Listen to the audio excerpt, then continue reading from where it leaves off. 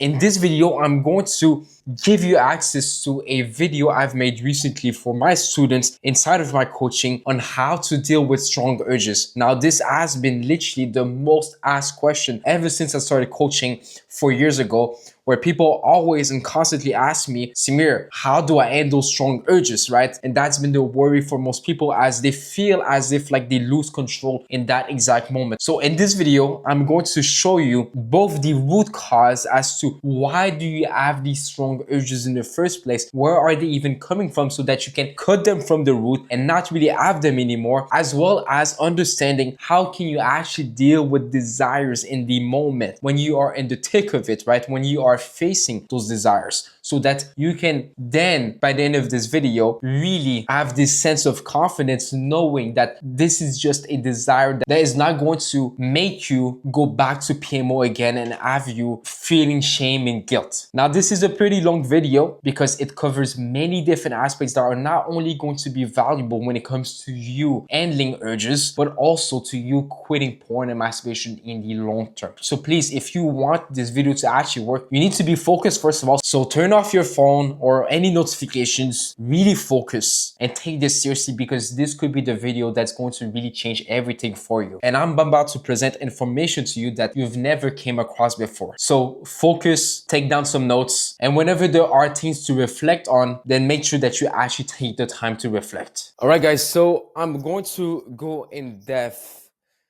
into the topic of how to deal with strong urges, okay? That has been, over the past few years of me coaching people, in my experience, the most asked about question, not from people that I would be coaching per se, but more from, my audience and like people that I wasn't necessarily coaching one-on-one yet. Okay.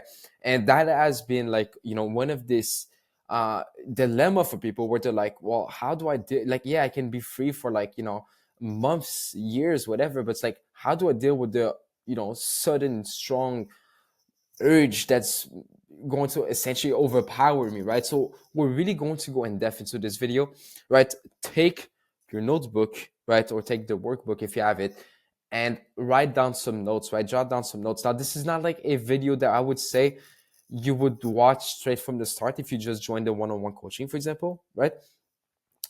But I would argue that it would be a video that you'd watch a bit more down the line, okay? A video that, once you really understand the materials a bit more in depth, then you'd watch, because this is not to say that this video contains concepts that are so hard to understand, but it's instead that I'm presenting multiple different aspects and different ways to deal with this specific problem that's going to like go to the root of that problem, as well as how to deal with it practically, right? Like in terms of action, because of course going to the root means like going over like why do you even have the urge in the first place, but there's also the thing of like dealing with the desire in the moment, which is what most people ask, right? So we're going to really tackle both within this video. Okay, so the preface is, okay, kind of want to tell you again, like this is more of like a root-based approach per se, not necessarily root as in like why do you have the desire, but more so like the foundations.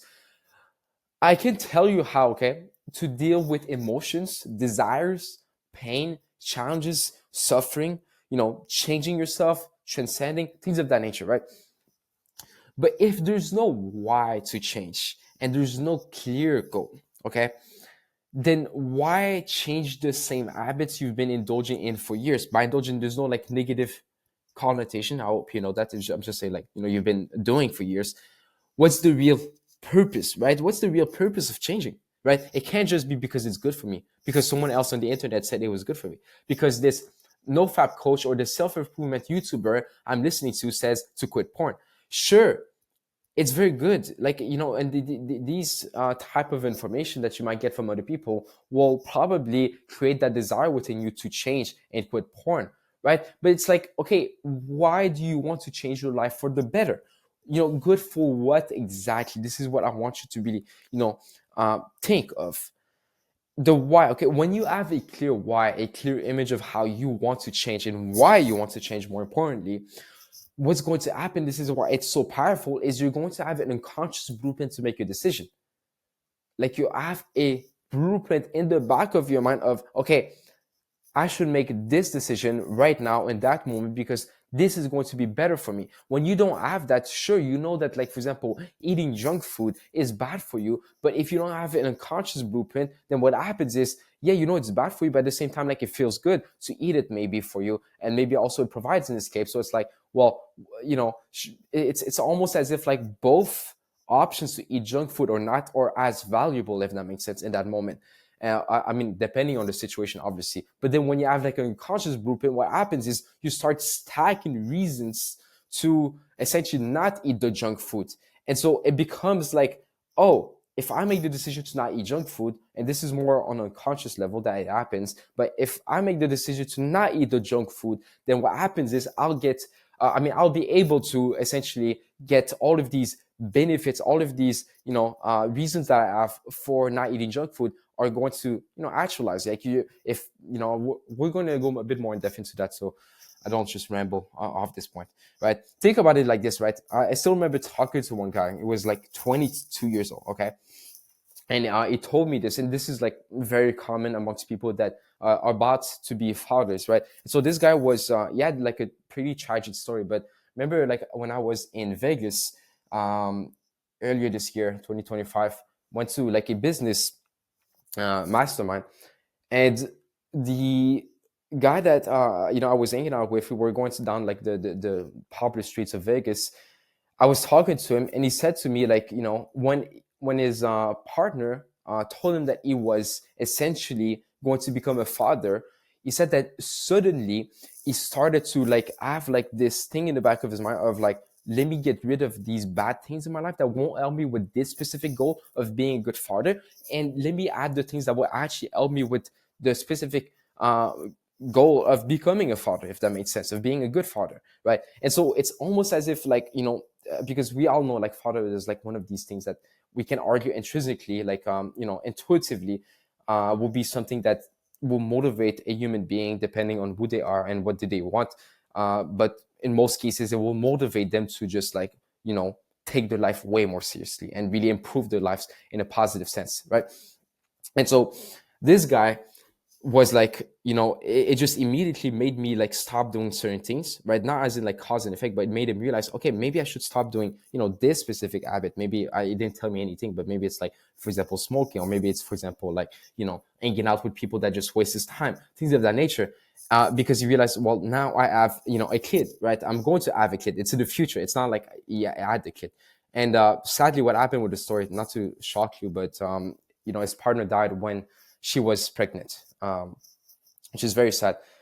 But what happened is, like he said, that at that time he had like this unconscious, like you can say, he didn't say it word for word, but it's like a blueprint of like, okay, I should make the decision based on that specific thing that I'm going to be in the future and I'm going to have in the future, right? And so the vision and the why kind of like acts as that, if that makes sense, as like, imagine you were to become a father, right? Because right now, okay, your life or maybe your approach to PMO, quitting PMO, would be, okay, well, if I don't PMO, I'm going to maybe keep a streak, meaning like I'm going to feel good. I'm going to, have that momentum of like not watching porn, right? This is like a benefit, like a reason. Or I'm going to have more energy, right? I'm going to have more motivation day to day. I'm going to have no shame, essentially, right? I'm going to feel better, right? And then with PMO, it's like, oh, well, if I PMO right now, let's say that I'm stressed and I'm feeling not well, I can, be relaxed, right? I can fix my loneliness. I can relieve the pain. I can feel more pleasure. And sure, you might, if you've been watching my videos, you know that these benefits are like illusional in the sense of like, PMO is not like a drug that you intake and that it suddenly removes these problems from your life. I would argue that it just delays and distracts yourself from whatever problems that you're facing in your life. And these problems might be causing these emotions or these this sense of being uncomfortable. But that's another topic, right? But you see how like the scale is kind of like equal, as in like, yeah, you have good reasons to PMO, but you also have good reasons to not PMO, right? Now, with a clear vision and why, right? This is what happens most of the time, right? Now, of course, when I say most of the time, because it just depends on like, you as an individual, right? There's no one size fits all, right? It's not like, oh yeah, if I tell you that, quitting PMO porn is going to give you the ability to deal with stress, but then it's like, you don't really care about dealing with stress, right? Then it's like, well, like the benefits or that the reason doesn't really appeal to you. But if I said that to someone who is like a leader that deals with a lot of stress and he wants to be the best leader, so he knows that he needs to deal with stress. If I told him that quitting porn would help him deal with stress, it's going to appeal to him, and that's going to become one of his motivating factors to now watch porn, right? Both in the short term and the long term, right? So if you have a clear vision of why, it's like, imagine you still have the same reasons to PMO and the same reasons to not PMO, but now you have things both short term and long term that's going to motivate you 10 times more, I'd argue, right? For example, right, this is just an example. This doesn't have to mean that you have to do the same exact to have the same exact reasons in your vision or why. But for example, imagine you have, okay, I'm a father, I'm going to become a father in, let's say, a few years, and I want to be the best father, right? You have that really clear vision around that, right? And you know why you want to have that, and you have a clear mission. Okay, I'm going to help people that struggle with the same exact thing I struggle with, right? And I'm going to make that my mission, right? Or I'm going to do that now, whatever, right? Legacy, I want to have like this amount of kids and be able to build this building for people in need, whatever, right? And role model, okay, I'm going to become the guy that has this physique and that he is strong, he can protect other people, people come up to him to ask him questions because he has knowledge about different topics because he reads so many books, whatever, right? You see, like, it's like once you have that, it's like, okay, if I quit porn and I have these goals, that means, like, it's going to, if I quit porn, it's only going to benefit me to get this, if that makes sense, right? And so when you face, let's say, you just decide to quit porn, it's been 7 days, and then it's like, yeah, you kind of feel the desire to go back to porn, whatever, what people call an urge, right? Even though I don't use the word of urge. It's like, well, now you have like these very, very strong reasons to not PMO that might make PMO, I'd argue, even completely irrelevant, right? And so, what is an urge, though? Okay, an urge, according to definition, is like a strong, sudden desire or impulse to do something, often something that brings a quick relief, right? Or sometimes pleasure. But the thing is, with an urge, what we need to understand is that, people like, use that for porn, and they say, like, someone will always want porn because of these sudden urges that will always reappear, right? And that's like the misconception, right? Let's kind of like debunk this. Do you get the urge to PMO the same way you get the urge to pee? Okay, and what do I mean by that? I'm not saying that your desire for watching porn or masturbating is fake, not at all. I'm not saying that you shouldn't desire porn or masturbation by any means. There's something wrong with you if you desire it, or it's completely unnatural. I'm not saying that, right? What I'm saying is, I'm kind of like challenging the notion that you have what people would, say, not word for word, but what people would say is a very strong, compelling desire that would almost overpower you, right? The urge to pee is kind of like that, right? Where it's like you have to pee. And if you don't pee, your body is going to force you to go and pee, right? Right? Maybe it's going to, do it by itself. I don't know. I never went to that extent. But your body is going to, like, really make you uncomfortable until you can finally relieve that, right? And so with PMO, do you have the same thing? That's the question, right? And also with peeing, okay, you have the urge to pee even if you are busy, even if you're having a fun time with your friends, that you're feeling happy, that you're feeling accomplished. With PMO, we don't even think about PMO. We don't even desire PMO. I'm saying for most people. I'm not saying like for everyone, right? But for most people, we don't even think about PMOing in those instances when we feel happy, but only when we feel negative and bad. And so this here just like completely dismantles the concept of, oh yeah, we PMO simply because it's biology, right? Because it's our desire. Well, it's like, okay, if that's the case, then why is it that you only do it when you feel negative and not when you feel positive? Because if it's biology, then, like, for example, if I'm hungry, I gotta eat food. Even if I feel happy, I'm still hungry, if that makes sense. Sure, I might, like, my psychological state might, for example, suppress some of these desires, like, for example, to eat or to drink, right? I might like forget about them for a second, but then at one point they will really surge, and then they'll be there and like almost forcing me, or else I'm going to have some bodily effect. Now the question is, what are these bodily effects with PMO? Sure, there's arousal, right? But then arousal is not necessarily linked to PMO itself. It can just be linked to the real desire for intimacy. Okay, so that's another topic, but yeah. The desire to PMO isn't some unstoppable force that controls or lingers in your mind until you give in. It's just a passing desire or thought, powerful only if you believe it is, right? And I want to touch upon a very, very interesting thing to demonstrate that. And that is a research by Maris Rome. So that research was done, in the 20th century, where Rome compared healthy hallucinators, right, with psychiatric patients. Okay, so healthy, like people that had hallucinations and were hearing voices and things of that nature, right?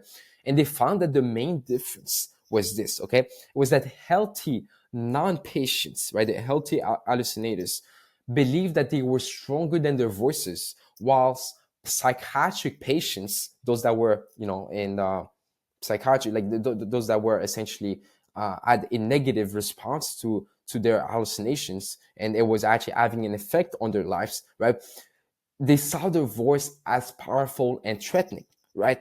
And that was the main difference, right? The main difference was just like this belief that, oh yeah, my voices that I hear in my mind, or these hallucinations that I have, well, they're not as powerful as me, in a sense of like they can't overpower me, right? And because of that, they can't really do anything to me, and so it had no negative effect on their lives. Whilst on the flip side, the people that believe, and of course, like this, the whole thing of like schizophrenia and like psychosis and like things of that nature, like or hallucinations, they're a different topic that requires like us to go much more in depth into that topic alone. But they saw like those that were like essentially through recovery for their hallucinations, they simply saw their voices as powerful, threatening, right? And because of that, they thought that like their voices will overpower them, and because of that, it led to different sets of actions and as well as negative effects on their lives. Okay, this is key to understand. Okay.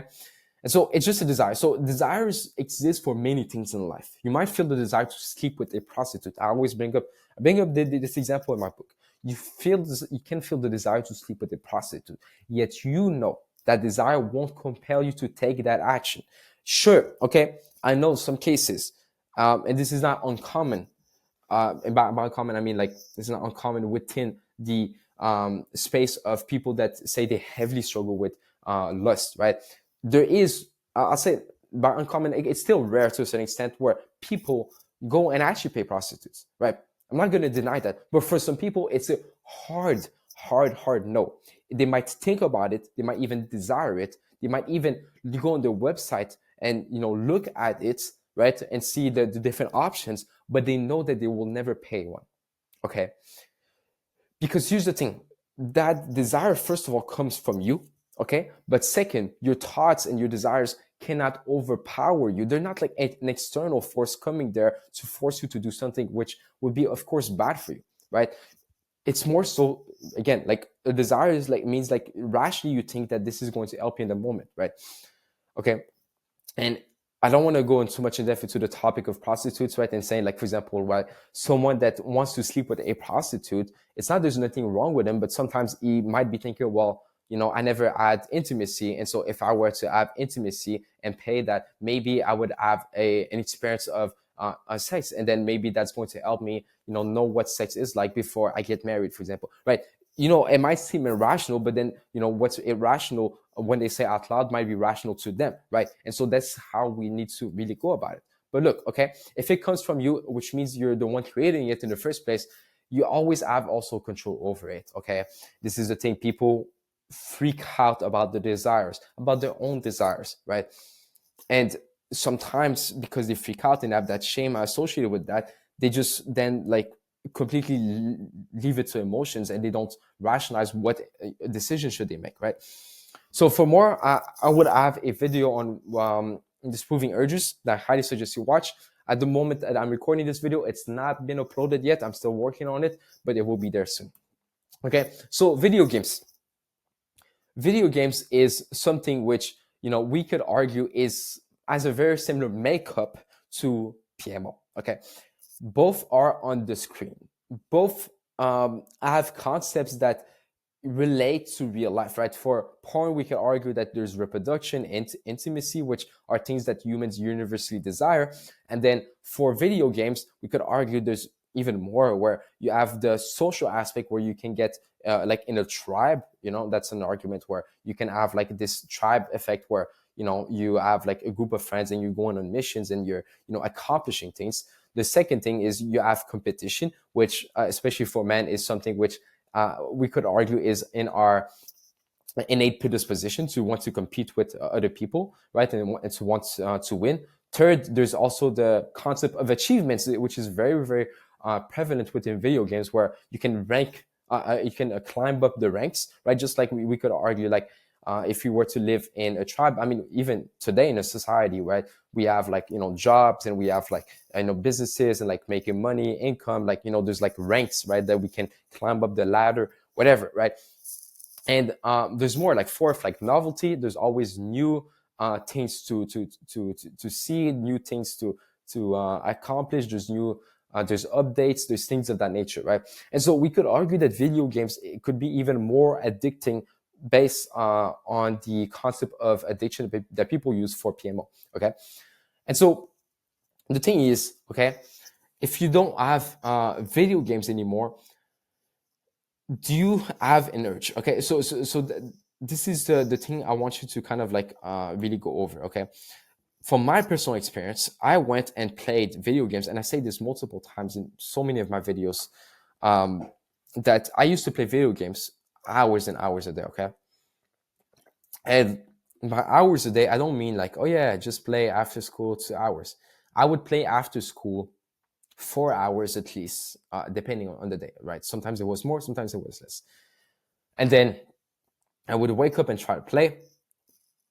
When there was school break or over the weekend, I would play for easily 12 hours a day. During summer break, I would play up to 16 hours a day. I literally, okay, I was invited by my family. They wanted me to come with them to different vacations, like going to the United Kingdom, which is, I'm from Canada. Like United Kingdom is like a country that not many people can visit, right?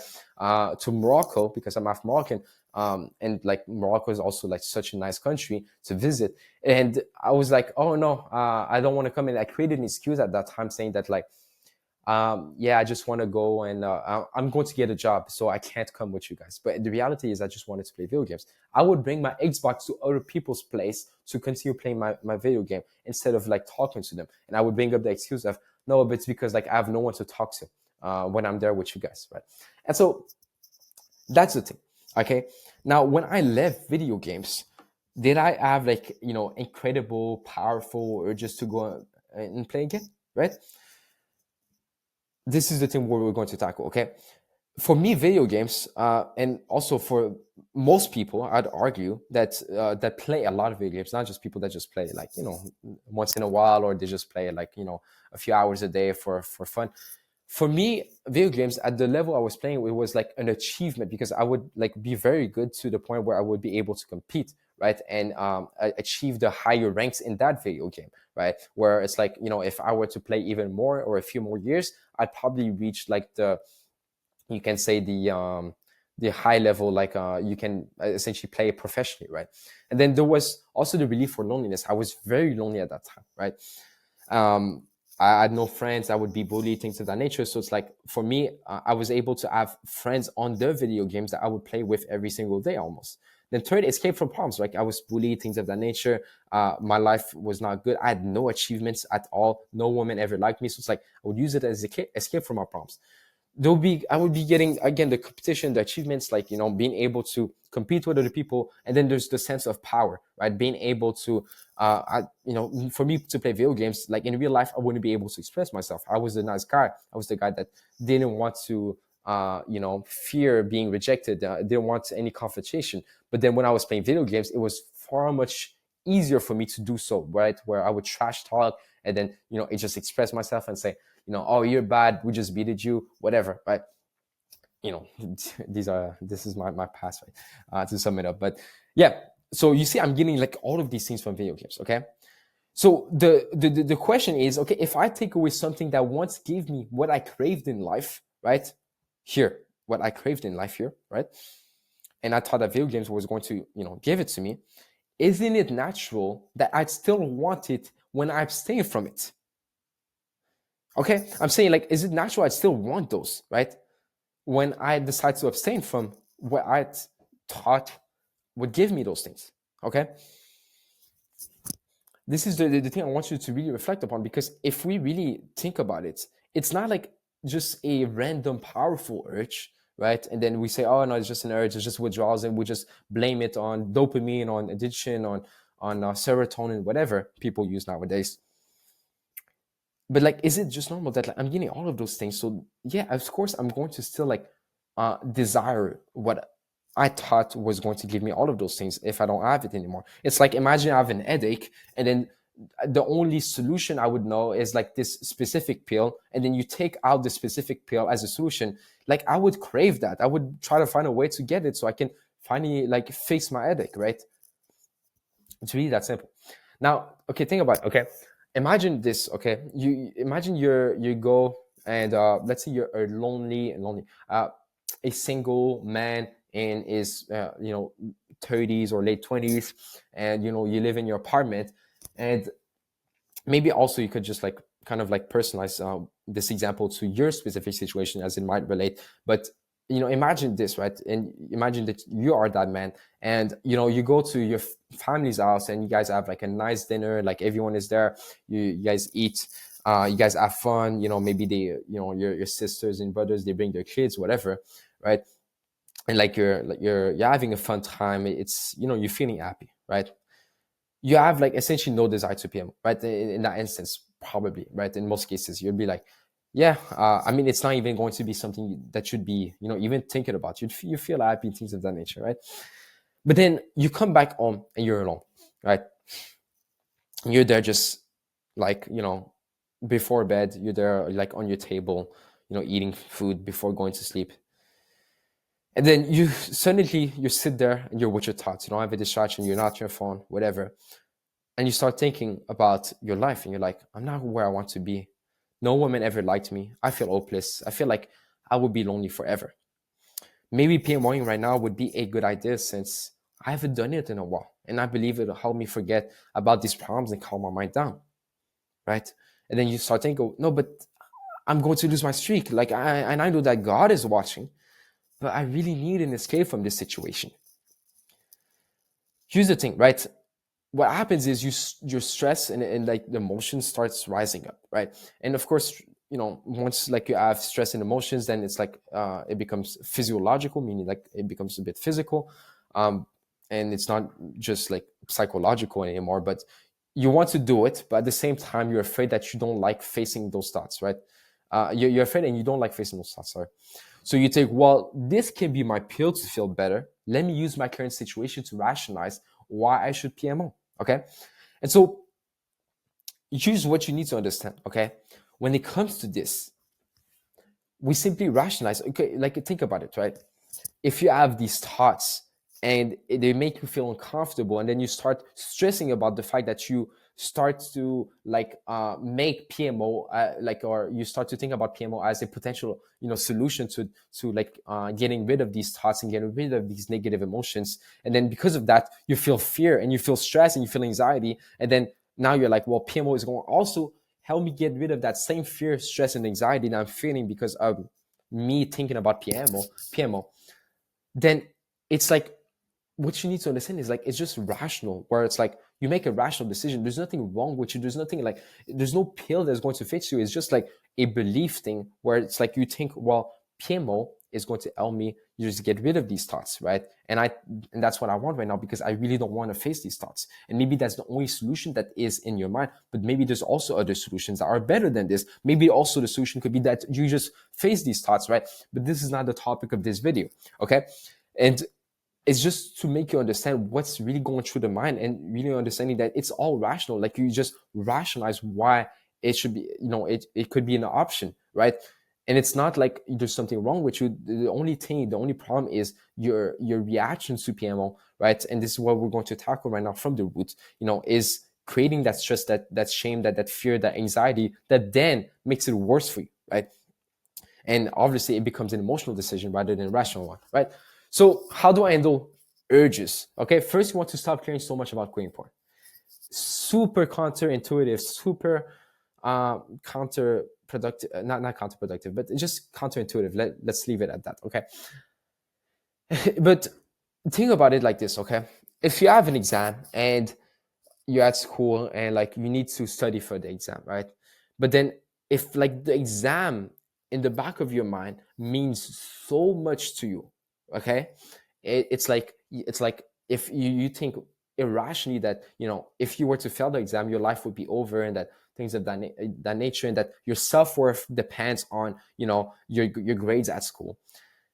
Would you agree that to a certain extent that your grades could be worse just by you over analyzing and over stressing over the exam? Because then you won't be able to just think clearly and make rational decisions and answer the questions on exam, you know, with you know, with some rational thoughts and with, like, you know, a clear focus. Because just you stressing is going to impact your focus. Just you stressing is going to impact your ability to think clearly, right? So do you see my point here? And of course, exams is different than when it comes to quitting porn, because quitting porn, right, is a question of inaction, meaning like you just got to stop doing it, right? It's just like something you stop doing. Whilst exam is like something you got to do, right? It's action, okay? But still the same logic somewhat applies, right? Once you're free from negative pressure, it makes it easier for you to make rational decisions, both short-term and long-term. Now, that doesn't mean, okay, please don't get this wrong. That doesn't mean that if you have, for example, stress in your life, or you feel some negative emotions, that suddenly is going to hijack your psyche or your mind and your whole body and force you to go and watch porn. That's not what I'm saying, okay? I'm just saying that it's going to help you in the beginning to really like see porn differently and really make more of a rational decision for the short term, meaning like right now, and also the long term, meaning like, you know, for you to decide to quit forever or so, okay? So here's a reflection, okay? That wants something, you don't have to say like take notes, but you can definitely answer those questions. But you don't make it like too long, okay? But of course, if you want to take your time, I'm just saying it's not the most important question, but if you want to take your time to answer those, it will be very good, okay? I want to ask you, why is quitting PM so important to you? Why is porn a bigger problem than other problems in your life? Why is it that with other bad habits, you didn't care as much, okay? I want you to reflect actually on those, right? Either by writing it down or just reflecting or doing both, right? Because here's the thing. Here's what we want to tackle, okay? Most people make quitting porn harder than it needs to be because they believe that if quitting is difficult, it'll feel like a bigger achievement, something to be more proud of, okay? And this is the real thing. People create resistance because of that, okay? This is the number one thing that makes quitting porn actually, and number one, of course, like there's other things that I could consider to be a number one, but one of the number one things, okay, that actually makes quitting porn harder is that they put so much importance into quitting porn that it becomes like this exam where it's like they just F up, right? They F up because they've been so stressed and burned out, like, you know, constantly over analyzing, right? Now, of course, the same like approach that you have to an exam to quitting porn is different, but it's like it's the same kind of like end result that happens, right? And so that's the thing, okay? Quitting porn is a good and important choice, right? Morally, it is obviously important. This is the thing, right? And, you know, again, I always say, when you quit porn, you lose nothing. There's nothing you lose because there's nothing you gain from porn, objectively. But and also you gain everything in the sense of like you can only gain things once you quit porn, right? And you lose nothing. So it's like a very good deal in that sense, right? But if you make it your whole life, that decision to make something not a part of your life anymore, right? And for the greater good, then it starts to feel far away, right? Just like a goal, you know, like something that takes too much work to reach. Because if, for example, I say, okay, I'm going to make, you know, because usually when we set goals, we say, okay, I'm going to lose 10 pounds, right? And we know that 10 pounds is going to require some type of effort. And the harder it is, the more meaningful and the more that we're going to be proud if we were to achieve that thing. And so when people set the goal to quit porn, what happens is not only do they start overthinking it and start to be like, oh my God, have I achieved this goal or not? Would I be proud of myself? Whatever. But also it feels distant. It feels like, oh yeah, this is not just a decision that I'm going to make and then, move on from it. This is something I need to like put in a lot of effort to reach, essentially, right? This is the problem that people have. Quitting point can be just a simple choice to cut it down or stop it completely so you can improve your life in many ways. Okay. Most people would quit porn without following NoFap. And this is the thing I like I said in previous videos, like I've talked to people that just left porn and they never really came across the concept of NoFap. Like they don't even know like it's weird. They just know, oh yeah, semen retention is when you abstain, whatever. And that NoFap is this, but they don't make it part of their identity, if that makes sense, right? And most people that really, quit without really following such ideology or watching such videos, they don't really see it as an achievement, right? They simply see it as a choice. For example, deciding to get closer to God and realizing that quitting porn would help with that, right? Or starting a business, and then they understand that porn would only distract them from their potential success, right? As these are like two real examples. For example, I talked to one of my friends, and I asked him like, well, I didn't ask him, like he basically told me, because I'm coaching other people. He said, I've left porn like many years ago, right? When he got closer to God, right? Because he realized like there was no point in doing this anymore. It was a sin, and it's like he wanted to get closer to God, and he knew that if he were to quit this, he would feel more aligned, meaning he would feel better, and knew that he would be doing the right thing, if that makes sense. And so because that became more important to him in his life to become closer to God, and that quitting porn was obvious, that it would be something that he would need to remove in order to not actually just achieve that goal, but to make that a reality, to get closer to God, then it's rational, right? Or I know another guy, right, that kind of like went and decided to like, and like both of these guys, they don't have any partner. They don't have any partner, right? They don't have a relief, essentially, a release, sorry, right?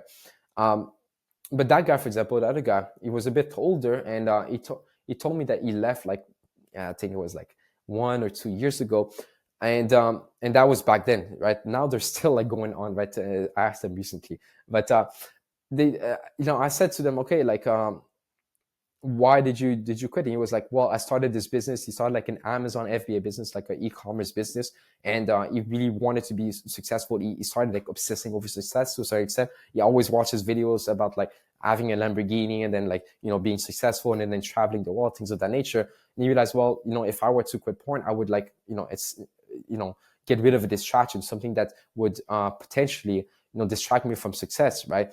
And decrease this likelihood of success. It kind of comes down to like the question I always ask to people of, if I were to give you $1 million, but the catch is, if you were to go back to watch porn, you would lose that $1 million. Would you end up losing that $1 million because you go and watch porn again, right? It shows that, quitting porn is not like necessarily hard. It's not like necessarily something that should be like almost impossible, and that your urges are just going to suddenly overpower you, and that in that hypothetical scenario, like the PM almost becomes irrelevant, to the point where it's like even urges argue would be something that won't even really bother you, because you'd be like, no, I mean, that $1 million is much more important to me. So the same thing applies here. So the shocking truth is, there are people who still watch porn and live somewhat successful lives. Okay, please don't get this wrong. Okay, there are people, okay, that do watch it either infrequently, like from time to time, or frequently. There's people that indulge in very bad habits, very bad according to my definition of very bad, where they might go and sleep around, go to nightclubs, go to things of that nature. And sure, I'm not saying that like doing those things, and I'm, of course, I don't advocate for those things. Please, I'm like one of the guys that indulges in the least amount of distractions that you probably know of. Okay, barely have any social media that I consume. I don't do anything to sleep around. I don't even listen to music. There's like what I'm trying to say essentially is like, quitting porn is just not like the end all be all, right? It's not like, oh my God, if you quit porn, suddenly your life is going to like be magic, right? But at the same time, right, it's a powerful tool that brings you only countless benefits and has zero downsides, as I said, okay? I'm just saying that, sometimes people think, well, if I quit porn, this is going to be an achievement. But it's like, why not just like actually focus on something that requires real effort to achieve and make that an achievement? Maybe it's a business, maybe it's fitness, like, losing this amount of weight, or, building this specific physique, or, I'm kind of like mentioning like very generic examples, but it can be anything that's meaningful to you, right? But don't make porn an achievement. Quitting porn, sorry. Okay. My argument, okay, and I don't want this to come across as like an insult or anything, but people make quitting porn their main goal so that they can feel like they're achieving something without having to face real challenges like rejection, failure, or hardship. Think about it. Like, sure, quitting, like, this is the thing, right? People say, okay, quitting porn is so hard, and if I were to quit porn, I would be like, one of the only guys on earth that quit porn, because most people quit porn. But then it's like, look, here's the thing, right? It's like quitting porn is not like, something which people, first of all, see as an achievement. Okay. Like, if you were to, I still remember like years ago, I watched a video from like a NoFap video, and the guy said like, this is not like a guy that would preach like NoFap ideology. It would be a bit against the NoFap ideology. But he said like, if you go on the streets and you said to someone, yeah, I'm on day 200 of NoFap, do you think like he's going to see it as an achievement, right? Or if you were to go and like say to like, sure, there's going to be people that are going to be like, wow, this is like nice, right? You have discipline or whatever. But it's like, you see, like, if you were to instead go and say, oh yeah, I went and ran a marathon, people are going to be much more impressed by that, if that makes sense. And other people might even see like you being on 200 days of NoFap as weird anyways, right? But sure, like, yes, like some people will admire that, but I'm saying like, don't make it an achievement. Don't make it like a goal to be achieved. It is simply a decision that you make in order to better your life, okay? Like, for example, leaving these habits, right? A lot of people left like video games. A lot of people drastically cut down on junk food. Some people completely eliminated it. Some people completely left movies. I still remember I used to watch, before I left like Netflix as a whole, like I've been watching a proper movie. Maybe I watch like once every year over the past few years. But when I was 18, I was watching anime for the first time. I didn't watch anime when I was younger. And I would watch this and I'd love it. Like I'd be like, wow, this is so amazing. But then I was like, yeah, but this is like, why am I watching other people that, are living, I know it's the anime, it's like, not real, but that are like kind of like doing things that I admire. And I'm like, wow, this is beautiful. I'm like, why don't I just like live my life in a way that's also exciting, and maybe even create animes myself in the future? That was my goal back then, right? And so you see, like, it's just like I made the rational decision that it would be better for me. But now the fact that I love video games for the past few years is not an achievement to me. It's just like something that I'm proud of doing, proud of, just grateful that I've decided to do, because it bettered my life in so many ways. To cut down junk food, I'm just grateful to have done that. And to eat healthy food, because I think it's giving me so many benefits, right? It's helping me with so many things. And to quit Netflix and things of that nature, the same exact logic applies, okay? And so when you let go of other bad habits, you see it as a big achievement, or just as a simple choice to improve your life, because you realize that there were better things to do, more aligned with your goals, right? Again, think of that, okay? Now, the two-step process to actually handle desires in the moment, right? We're not going to call them urges. We're just going to call them simple desires, okay? The first thing is to understand certain desires or thoughts are completely normal, not bad at all. If something has been part of your life for so long, right, for a long time, it's natural, right, to still want it sometimes. But that want isn't a powerful force. It's just a simple passing inclination, okay? Thoughts, desires are completely normal at the end of the day, okay? I might desire to randomly do something which I haven't done in years, but I know that I might rationalize myself, okay, should I do this or not, right? And that desire might come because, like, let's say, for example, okay, let's say that I suddenly feel so bored and so lonely, right? And I'm just there sitting in my bed like, I don't know what to do, I can do this and that, but I'm kind of like, yeah, I don't know, I just went to the gym, I have nothing else to do for the rest of the day. Let's say that happened, right? And then I'm like, oh, what if I add an Xbox? What if I went and installed this game on my computer and start playing, right? And I'm like, yeah, that could be cool, man. I have a ton of pleasure. But then I'm just going to simply rationalize, like, yeah, that's true. Like, I could have pleasure, but it's not really aligned with what I want right now. Right now I want to focus on these other important aspects of my life. I want to focus more on like learning and watching YouTube videos about learning, so I can achieve my goal of like being the best leader in the future, the best coach in the future, right? So you see, like, the reaction that I have to such thoughts, even though this is an hypothetical, it's like, it's calm. Like, I'm just like, oh yeah, this is just like a desire. This is thoughts, right? Okay. Think about it like this, okay? There's the concept of habitual thoughts, which states that, like, essentially things that have been a part of your life for so long that you used to do in the past, either for a long period of time or even a short period of time, might pop up again in your mind, right, as desires or simple passing thoughts. Not because you necessarily want to do them so much, but just because they used to be part of your life, if that makes sense, right? It's almost as if you're unconscious. It's just giving you these random thoughts about the conscious. I know it's not like the best explanation, but you get my point, right? Like, for example, maybe in your teenage years, you just used to hang around certain friends that are not your friends anymore, right?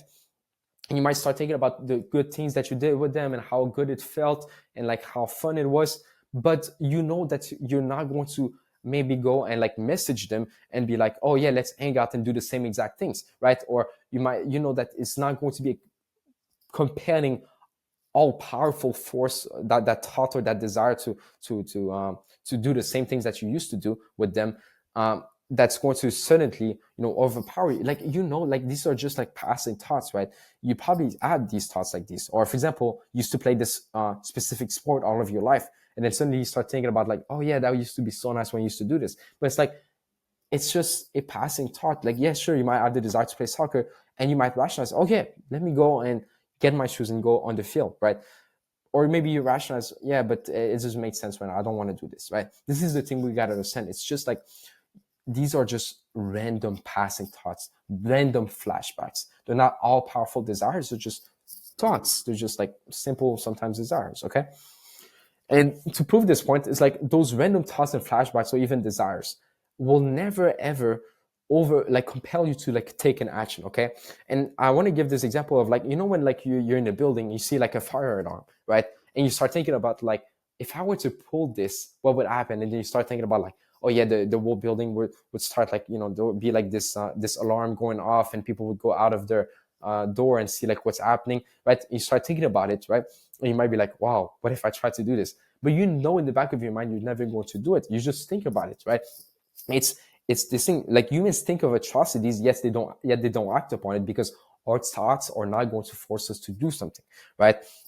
Or for example, you're on the metro line or the train line, and then you see someone like, standing in front of it, and you're like, what if I just push that person when the train arrives, right? You think about these thoughts, but you're never going to do them, right? Okay.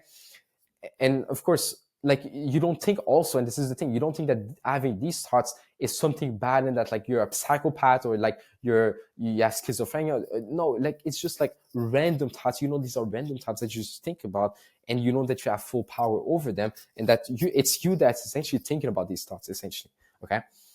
So thoughts and flashbacks, okay, they might show up, but you're the one in control. When you believe they can overpower you, that's when worry and overthinking begins, right? And soon you might decide to create the excuse, the license to misbehave, to PMO, just to escape those same thoughts that's causing that anxiety, that stress, and whatever, right? Because of that overthinking, obviously, right?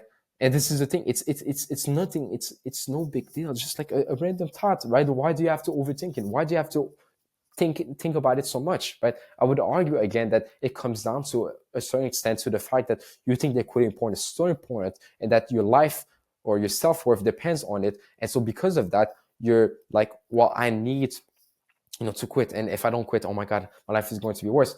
And so you decide to not PMO today, but then tomorrow you still feel that stress, anxiety. You're like, well, maybe I'm going to PMO, but then I'm going to get on a better streak next time, right? And it's this whole thing of like, stop making your life, centered around quitting porn, right? So relax, remember, okay, these are just thoughts. They happen with any habits or past experience. They're not powerful or controlling, okay? Second thing, what do you want? Okay, most of the time, we just want to feel something when we have the desire, right? It's not, if you watch, for example, the video on meaning, for example, that I've created, it's not like a question of, you just want some like, biological things within you that this is just a way for me to explain it. Like, it's not like your body needs something just like you need, for example, vitamin A in order to survive, right? It's not like your brain is craving dopamine, as everyone says, right? It's just that we want something and we believe that PMO is going to give that. It's really that simple, right? And sometimes that thought, though, is never examined and never challenged. That desire is never examined or challenged, meaning like you want to PMO for specific reasons which you're not even aware of because you try to suppress that, right? But if you were to be honest, you'd realize, oh, these are the reasons and they're irrational now. I used to do them for these reasons in the past, but now it doesn't make sense, right? And this is the thing that we usually tackle within our first call together, right? And here's the thing, right? But, the thing with PMO also is like, once we realize that, okay, we want this, let's say, for example, right, we want intimacy, or we want, no, let's give a better example. I want a feeling of accomplishment. And you're like, well, would PMO actually give me that? And you're like, oh, well, no, it will only delay actually like feeling accomplished, right? And once we realize that, we actually naturally start looking for a better outlet, right? So the same guy is like, I'm not where I want to be. No woman, if you're like me, I feel hopeless. I feel like I would be lonely forever, right? What he actually wants, let's say, right, if he were to like be honest with himself and accept that, be like, I want a woman who can love me. I want to accomplish goals that will make me feel like a man. Maybe that's what he actually wants, right? And so it's like rationalizing, okay, well, would PMO actually give me that, right? And it's not just rationalizing, but just like being honest. And this is the key thing. Once you're honest and you realize what are the real reasons why you want PMO right now, there's going to be like almost like this cognitive dissonance where you're going to be like, well, I used to think that PMO is going to give me that, but PMO actually doesn't give me that. So now I'm left with no option to achieve that, which will force you to find an outlet for that specific thing that you desire, right? That you thought that PMO would, satisfy, would help with, okay? So this is the thing. Now, an extra tip, okay? If the desire for intimacy has nothing to do with PMO or what you want in that moment, like, for example, what I mean by what you want in that moment, like a feeling of, accomplishing a goal, right? That would make me feel like a man, for example, right? And let's say that, obviously PMO can't really help, right? If it has nothing to do with PMO, right? So if you stop delaying / distracting yourself, what would actually like help you achieve that real intimacy, right? That's going to satisfy that real innate desire or get you what you truly want in that moment. Like, for example, what's going to actually give you that, what's going to allow you to, for example, accomplish goals that would make you feel like a man, okay? Think about that, right? And with these questions, like the more you think about them, the more you reflect on them and take notes, the better, okay?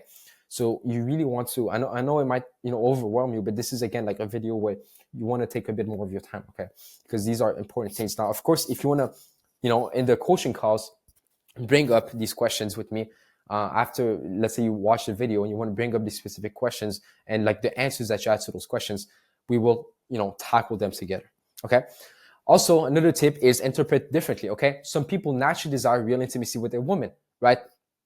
I mean, when I say some people, I'm saying like everyone, but the reaction is different, right?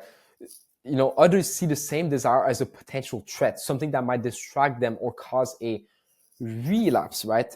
But other people view it, the same exact desire, the same exact, innate desire that we have as humans, as a powerful source of motivation, using it to become more driven, focused, and action oriented in pursuit of what they truly want, right? And I see it to, like, for example, within the nofap space, it's like people think, oh yeah, I have the desire, these are urges, and they're going to like overpower me, and then I'm going to like lose my streak, whatever. Whilst you have the other people that are like, let's say, for example, that they read Think and Grow Rich by Napoleon Hill, or they read, for example, what's the name of the other book that is popular? There's that book on relationships, which is talking about, let me just find it. The book called The Way of the Spearman, right? Which is a very popular book. Like, they present the idea of, your sexual energy, right?